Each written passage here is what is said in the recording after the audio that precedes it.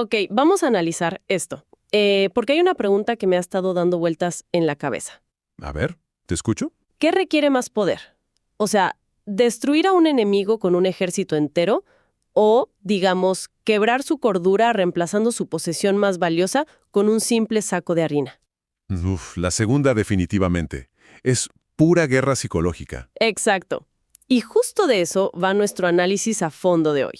Para quienes nos escuchan y se suman a esta inmersión, hoy vamos a desgranar el capítulo 57 de la telenovela Lejos de ti. Un capítulo intensísimo, por cierto. Demasiado. Y bueno, nos estamos basando en el desglose súper detallado que hizo el canal de YouTube Caridi TV. La misión de hoy es entender una verdad bastante incómoda sobre el poder. Claro, esa idea de que el control absoluto realmente no existe. Es, irónicamente, la forma más rápida de perderlo absolutamente todo. Es un punto de partida fascinante para este tema, porque fíjate, lo que a simple vista para cualquiera podría catalogarse como un drama televisivo de manual de esos típicos, es en realidad un estudio sumamente complejo. Ajá. Un estudio sobre la asimetría de la información. Quien posee los datos dicta la realidad, ¿no? Y quien opera desde la ignorancia, o peor aún, desde la soberbia, se convierte en un títere. Completamente de acuerdo.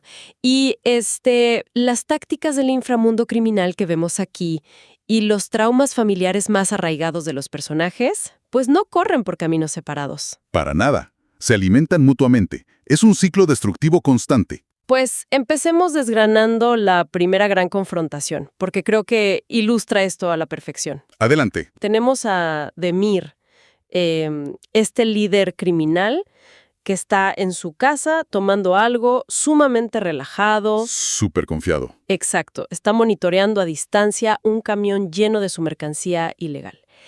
Él opera bajo esta premisa de que su red logística es un muro de concreto impenetrable. Claro, respira tranquilo asumiendo que el plan es perfecto. Sí, pero en la carretera, los hombres de su rival, de Cian, liderados por Muzafer y Kaya, están ejecutando una maniobra que, bueno, no tiene absolutamente nada de sutil. No, es brillante por lo grotesca que es.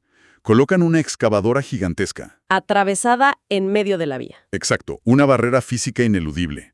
Demir confía en la seguridad de lo invisible, en la idea de que nadie se atrevería a tocar su imperio por su reputación. Sí. Pero Cian opta por lo visible. La excavadora no es una herramienta de espionaje sutil, es una declaración de fuerza bruta impuesta ahí, en el mundo real. Y obliga al conductor de Demir a detenerse. O sea, no hay persecución de película, no hay disparos por todos lados. Cero. Es pura logística obstructiva. Paraliza la operación de Demir en cuestión de segundos. Es como si Demir hubiera construido una bóveda con puertas de titanio súper tecnológicas. Ajá. Y Cian simplemente decidió, pues, robarse el piso sobre el que está construida esa bóveda. Cian y sus hombres se llevan el camión sin un solo rasguño. Lo cual deja en evidencia la asimetría en cómo manejan sus operaciones. Totalmente, porque Cian le exige a sus hombres una vigilancia paranoica. Él les advierte que el más mínimo error va a ser fatal. Mientras que Demir peca de una confianza ciega, ¿verdad? Y esa diferencia en el estado de alerta es vital en cualquier dinámica de poder. Claro. Cian asume que siempre está bajo amenaza. Eso lo mantiene ágil. Demir asume que ya ganó la partida, y eso lo vuelve estático y vulnerable. Y bueno, lo que realmente revela la genialidad táctica de Cian ocurre cuando Demir por fin se entera del robo. Esa escena es fantástica. Es la mejor parte, sin duda. Demir entra en un estado de furia, pero irracional. Empieza a insultar, a gritar y decide ir personalmente a buscar el vehículo que sus hombres lograron, digamos, recuperar. Entre comillas. Sí, exacto. Llega al lugar, abre las puertas del camión de golpe y ve que está lleno de suministros médicos. Camillas, cosas de hospital. Y claro, él piensa que su mercancía sigue ahí. Exactamente. Lleno de rabia, empieza a destrozar una de las camillas con sus propias manos, segurísimo de que la droga está oculta en los tubos o algo así. ¿Y qué encuentra cuando rompe el material? ¿Harina? Harina de trigo.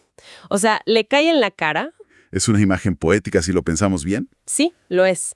Cian no solo le robó la mercancía, sino que se tomó el grandísimo tiempo de rellenar los escondites con harina de trigo solo para burlarse en su cara. Un nivel de petty, como dicen, increíble. Y por si esto fuera poco, luego nos enteramos de que Cian ya le había dado la orden a Kadir de quemar la droga original. Fíjate que aquí me parece fundamental detenernos en la reacción fisiológica de Demir ante la harina. Él no solo grita por el dinero que acaba de perder. Su frustración es tan desbordante que empieza a golpear físicamente a sus propios subordinados. Que no tenían la culpa de nada, además. Exacto. Si analizamos esto desde la psicología del comportamiento, esa ira descontrolada es el mecanismo de defensa ante una disonancia cognitiva brutal. A ver, explícanos un poco más eso para quienes nos escuchan. Claro, su cerebro simplemente no puede procesar que su estatus de intocable acaba de ser pulverizado. Golpear a sus hombres es un intento desesperado, casi animal, por reafirmar una autoridad que en el fondo sabe que acaba de perder. Wow. Entonces, Cian no está buscando un beneficio económico aquí. Quema la droga porque el objetivo nunca fue venderla en el mercado negro, ¿cierto? Exactamente. Cian entiende que para destruir a un enemigo fuerte como Demir, pues no basta con quitarle sus recursos o su dinero, tienes que destruir su narrativa personal. Su ego. Su ego, su identidad. Demir opera como un sistema de seguridad anticuado, poniendo muros cada vez más gruesos y apostando siempre por la intimidación física. Sí. Cian opera como un virus informático. No ataca el muro de frente, no le dispara. Simplemente reescribe el código desde adentro. Al usar la harina, corrompe la percepción de invulnerabilidad de su rival. La aniquilación moral, en estos niveles, es mucho más efectiva que la financiera. Qué fuerte. Pero esa táctica de aplastar al adversario manipulando su entorno, fíjate que no se queda solo en el terreno de las pandillas. No, para nada. Se filtra todo. Lo verdaderamente perturbador de esta historia, y aquí es donde se pone muy interesante, es cómo Cian toma esa misma doctrina de guerra asimétrica y la aplica dentro de su propia casa. Directamente en su matrimonio con Alia. Exacto. Hay una escena que, te juro, me dejó pensando muchísimo. Cian entra a la habitación en medio de la noche.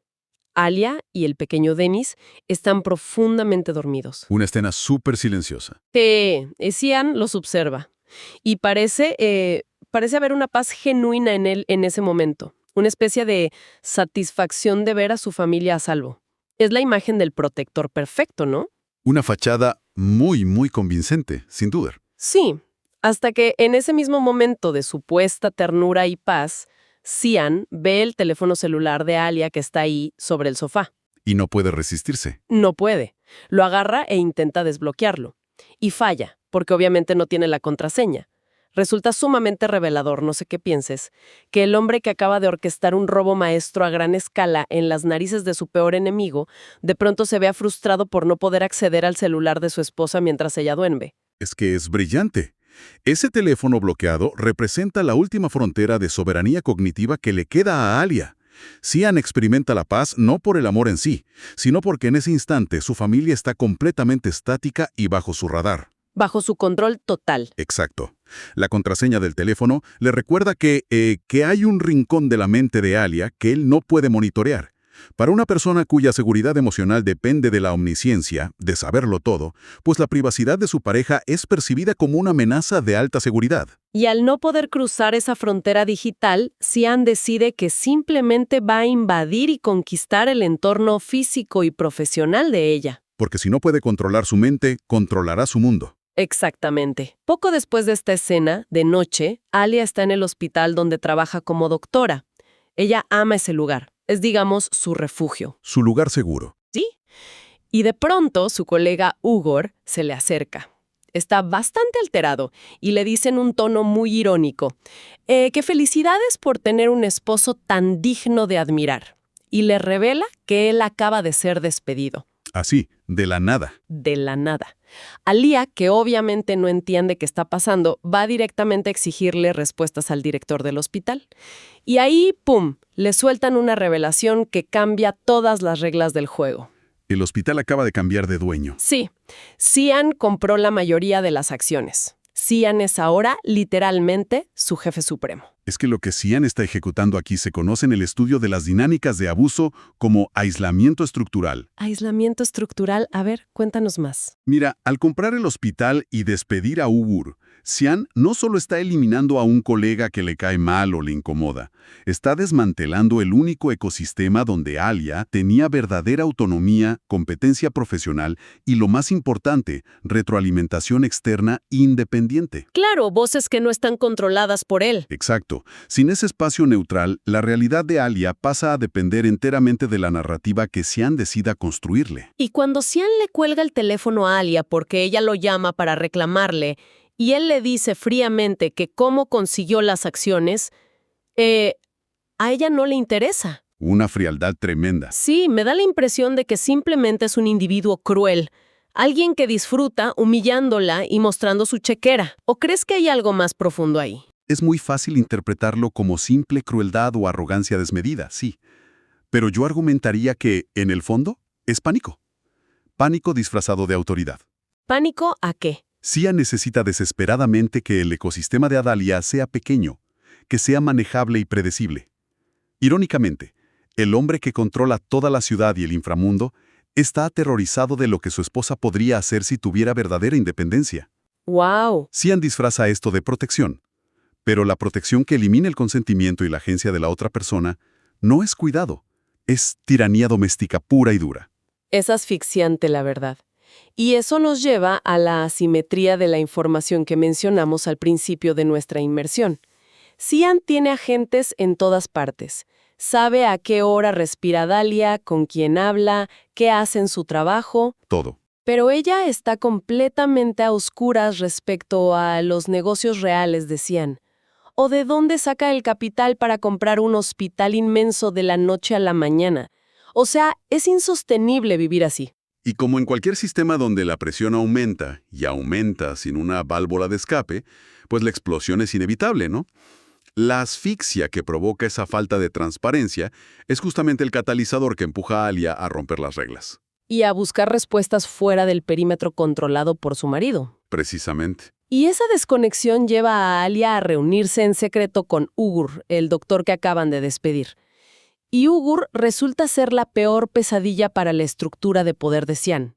Claro, porque Ugur ya no tiene nada que perder. Exacto. Se convierte en el portador de la información que puede derribar el imperio familiar entero. El empleado descartable se convierte en el agente del caos definitivo. Me encanta cómo lo pones. En esta reunión clandestina, Ugur le quita la venda de los ojos a Alia de una manera brutal. Primero, le hace ver que su matrimonio es prácticamente una farsa. Una herramienta de Cian para mantener el control sobre ella y sobre Dennis, el hijo que ella tuvo con su anterior esposo. Un golpe durísimo a su realidad. Pero luego, Ugur lanza una revelación que hace temblar literalmente los cimientos de la historia. Le dice a Alia que Cian y Boran, quienes supuestamente son hermanos de sangre de toda la vida, Sí. en realidad no comparten el mismo padre. Y la clave aquí, fíjate, es que Ugur no está repitiendo un chisme de pasillo o un rumor. Su propio padre fue el médico que atendió a Sadakat, la matriarca de la familia, hace décadas. Ah, claro, hay evidencia. Exacto. Existe un historial médico irrefutable que prueba que Sadakat ya estaba embarazada antes de casarse con el patriarca de la familia de Cian. El verdadero padre biológico de Boran es un hombre llamado Ekmel. Uf, pongamos en perspectiva lo que esto significa para quienes nos escuchan. Toda la autoridad moral de Sadakat.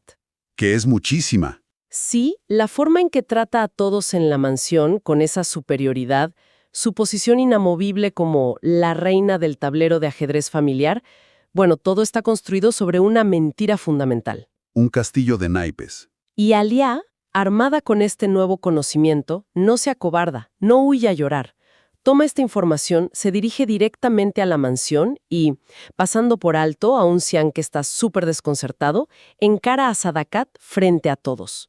¡Qué momento! Le lanza la bomba en la cara, literal. Le dice, el padre de Boran es Ekmel.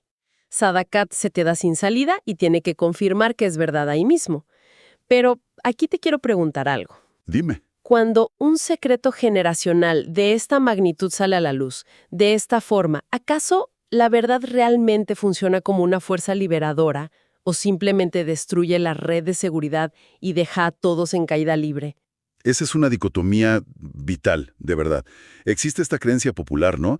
De que la verdad siempre emancipa, que siempre te hace libre, pero en ecosistemas profundamente tóxicos como esta familia, la verdad actúa como un patógeno que ataca al organismo anfitrión. O sea, enferma más al sistema. Es puramente desestabilizadora, porque el poder de Sadakat nunca residió en su riqueza material, sino en su monopolio sobre la información. El silencio era su moneda de cambio más valiosa. Claro, si ella sabe los secretos de todos y nadie sabe los de ella manda. Exactamente. Al quedar expuesta a la paternidad de Boran, la jerarquía se aplana instantáneamente. La amenaza real para la familia, decían, nunca fue Demir interceptando rutas de contrabando con excavadoras. Era la podredumbre interna de sus propios cimientos. ¡Wow! ¡Qué fuerte! Y el colapso, bueno, no se hace esperar. Alia, al ver confirmada la magnitud del engaño en el que ha estado viviendo, explota. Grita que está harta de vivir rodeada de mentiras y toma una decisión impulsiva pero súper visceral. Completamente entendible desde su desesperación. Sí. Agarra a su hijo Dennis, lo mete en el auto y huye de la mansión a toda velocidad. Y aquí vemos cómo un colapso psicológico se transforma en cuestión de minutos en un desastre físico literal. Es que la huida en vehículo es una de las respuestas más primarias al trauma, ¿sabes? Es la necesidad de poner distancia geográfica inmediata cuando la distancia emocional te resulta imposible. Sí, necesitas escapar físicamente del lugar que te ahoga. El problema es que conducir exige un nivel de procesamiento cognitivo que Alia, en ese preciso momento, no posee. Su atención está completamente fragmentada por el pánico, la adrenalina y el terror absoluto a que le arrebaten a su hijo. Totalmente. Alia va al volante envuelta en lágrimas, casi sin poder respirar. El niño, en la parte de atrás, que capta todo el terror de su madre, pues llora desesperado. Una escena desgarradora. El estrés llega a un punto de quiebre total y el resultado es, lamentablemente, inevitable. Alia pierde el control y choca el auto. Un choque durísimo. Es un accidente que materializa su choque contra la realidad de la que justamente intenta escapar. Xian, quien por supuesto la venía siguiendo de cerca, llega rápidamente al lugar. Intenta calmarla y aplica de nuevo su rol de salvador que controla toda la situación. Y fija que, para entender el verdadero impacto de lo que ocurre justo después de este accidente, es necesario rescatar un detalle que la narrativa plantó muy sutilmente en episodios anteriores. Esto me pareció una obra de arte del guión. Un evento que en su momento parecía un simple recurso de relleno para demostrar la arrogancia de la familia, pero que en realidad era la pieza central de un rompecabezas mucho más grande. Hablemos de ese incidente previo, para recordarlo. Tiempo atrás, los hombres de Xian, junto con la matriarca Sadakat, iban en su vehículo y tuvieron un choque de tráfico aparentemente menor con una mujer desconocida. Una mujer en medio de la calle, ¿sí? La mujer se bajó del auto completamente histérica, exigiendo a gritos que le pagaran los daños. Muzafer intentó razonar con ella, pero, bueno, fue inútil. Y Sadakat, desde la comodidad de su asiento en el auto de lujo, la amenazó con destruirla si no guardaba silencio. Fiel a su estilo. Sí, pero la mujer no se dejó intimidar en lo absoluto y se rió en su cara. Lo cual es un contraste interesantísimo. Ver a alguien que no pertenece al ecosistema de la familia reacciona sin ese miedo condicionado que todos los demás les tienen. Sí, no sabía con quién se metía, o eso parecía. Finalmente, Muzafer terminó pagándole los daños en efectivo. Pero lo curioso ocurrió cuando el propio Xian bajó de su vehículo. Ese momento es clave. Con solo su presencia y una voz de mando implacable, le ordenó a la mujer que subiera a su auto y se marchara inmediatamente. Y la mujer, que había estado gritándole a todos sin parar, quedó silenciada. Impresionada por la autoridad de Xian, simplemente obedeció y se fue. Y como espectador, claro, cualquier observador asumiría que era solo un personaje no jugable en la historia. Un extra. Exacto, un elemento del decorado para hacer brillar al protagonista y mostrar su poder. Pero el retorno de esta mujer es lo que convierte la historia en un estudio magistral sobre el determinismo familiar. Avancemos de nuevo al presente. Alia acaba de chocar su auto intentando huir. Sian la recoge y la lleva de vuelta a la mansión. De vuelta a su prisión. Y levanta la vista y ve a alguien sentado pacíficamente en el sofá tomando el té con Sadakat. ¿Qué imagen tan perturbadora? Es la misma mujer histérica del accidente de tráfico anterior. Sian la mira, visiblemente confundido, y le pregunta a su madre qué hace esa señora ahí, recordando que ya le habían pagado por el choque previo. Y se hace un silencio absoluto en la habitación. Y es Sadakat quien suelta el giro definitivo. Esa mujer no es una extraña que pasaba por la carretera. Es la madre biológica de Alia. ¡Wow! El nivel de parálisis que debe experimentar Alia en ese preciso instante es indescriptible. Es el colapso total de la noción de libre albedrío. A mí me voló la cabeza pensar en las implicancias de esto. O sea, Alia creía que estaba escapando de las garras de su familia política. Ajá. Estaba dispuesta a empezar de cero, a arrancar a su hijo en ese entorno mafioso. Y justo cuando piensa que el límite de su problema son las paredes de esa mansión o el apellido de su esposo, descubre que su propia madre biológica ya está infiltrada, sentada cómodamente en la sala de la mujer a la que acaba de exponer. ¿Cómo interpretamos este nivel de encierro? Lo interpretamos entendiendo que la gravedad de los sistemas familiares tóxicos es casi ineludible. Este giro demuestra la ilusión de la ruptura limpia, ¿sabes? ¿Sí? Alia pensaba que el peligro era puramente externo, representado por el apellido de su esposo o las manipulaciones de su suegra. Pero descubrir a su madre allí significa que su propio linaje, su propia sangre, siempre estuvo orbitando alrededor del mismo núcleo de poder. Estaban conectados desde antes. Exactamente. La red de Sadakat es tan densamente profunda que la propia biología de Alia está siendo utilizada como una ficha más en el tablero. El estupor de Alia en esa sala no es simple sorpresa. Es la comprensión devastadora de su propia impotencia frente a un sistema que la engulló desde antes de que ella siquiera se diera cuenta de que estaba en peligro. Es como si estuvieras huyendo por un laberinto oscuro y crees que por fin encuentras la puerta de salida hacia la luz, corres, la abres y te das cuenta de que solo te lleva de regreso a la misma habitación donde empezó la pesadilla. Es un diseño circular perfecto. El control, como mencionamos al principio de este análisis, pues no se trata simplemente de imponer la fuerza bruta. Se trata de moldear el terreno de juego de tal manera que sin importar las decisiones que tome la otra persona, todos los caminos conduzcan al resultado que el controlador desea. Como un embudo. Exacto. Sian controla el entorno profesional y económico, como vimos con el hospital. Sadakat controla el entorno biológico y el historial familiar. Entre ambos han tapiado absolutamente todas las salidas posibles para Alia. Es escalofriante. Y, si hacemos un recuento de lo que hemos explorado hoy a través de los eventos de esta historia, hay un hilo conductor indiscutible. Sin duda. La necesidad de control y la simetría de la información son, al final del día, las monedas de cambio definitivas. Lo vimos operando a nivel de calle y logística criminal, cuando Sian ataca a la psique de Demir usando harina de trigo en lugar de balas. Una humillación estratégica. Lo vimos en la esfera profesional y matrimonial mediante la adquisición hostil de un hospital para aislar estructuralmente a una esposa. Y finalmente lo observamos en el tejido biológico mismo con la manipulación de las identidades paternas y maternas para sostener imperios que están construidos sobre secretos de sangre. Al final, las mayores vulnerabilidades expuestas en todos estos personajes no provinieron de ataques frontales, ni de excavadoras. Provinieron de la ignorancia. Creer que se tiene el panorama completo cuando en realidad solo se está viendo una pequeña fracción del tablero es el error más costoso que alguien puede cometer, ya sea en los negocios ilícitos de la mafia o en la mesa del comedor de tu propia casa. Totalmente. Lo cual nos deja con una reflexión bastante provocadora, ¿no? Algo para que quienes nos escuchan puedan masticar a solas mucho después de que termine esta conversación. Me parece perfecto. ¿Qué les dejamos hoy? Al observar cómo los secretos antiguos de personas como Ekmel, Sadakat o la misteriosa madre de Alia dictan absolutamente todas las tragedias de su presente, es casi inevitable mirar hacia nuestras propias estructuras.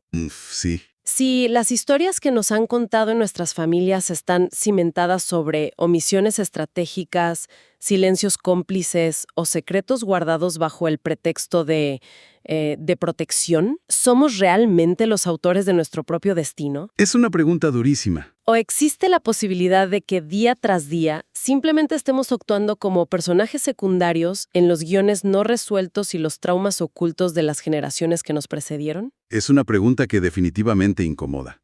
Nos obliga a evaluar cuánta autonomía real poseemos frente al peso invisible de ese historial que heredamos sin pedirlo. Y es que al final del día, es bien fácil creer que la puerta de nuestra mente está cerrada por dentro y que nosotros somos los únicos dueños de la llave. Hasta que te das cuenta de la verdad. Exacto.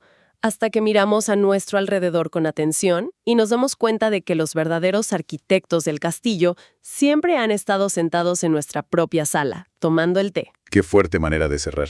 Agradecemos inmensamente a todos los que nos acompañaron hoy. El tiempo dedicado a esta exploración ha sido un análisis sumamente revelador y, como de costumbre, la invitación queda abierta a seguir rascando la superficie de las historias que consumimos y a cuestionar siempre, siempre, todo lo que parece evidente. Nos escuchamos en la próxima inversión.